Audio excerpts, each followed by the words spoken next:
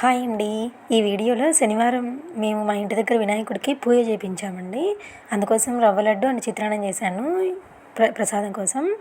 Every year గుగ్గుళ్ళు kesari అలా ఇచ్చేదాన్ని. But ఈ ఇయర్ ఎందుకో స్పెషల్గా ఇవ్వాలని లడ్డు చేయాలనిపించిందండి. రవ్వ లడ్డు కోసమని ముందుగానే డ్రై ఫ్రూట్స్, కొబ్బరి తురుము అవన్నీ రెడీగా చేసి పెట్టుకున్నాను. ఇంకా అవన్నీ నెయ్యిలో వేయించేసి పక్కన పెట్టుకొని ఇలాచీని కొంచెం చక్కెర వేసి మిక్సీ పెట్టుకున్నానండి. అంటే అది పైన తొక్క తగులుతూ ఉంటుందని. అలాగే ఇంకొంచెం నెయ్యి వేసి మళ్ళీ రవ్వ 2 టైమ్స్గా వేయించుకున్నాను. ఒకేసారి అంటే అంత రవ్వ కష్టం అనేసి రవ్వ వేయించడానికి మాత్రం కొంచెం టైం పట్టిందండి.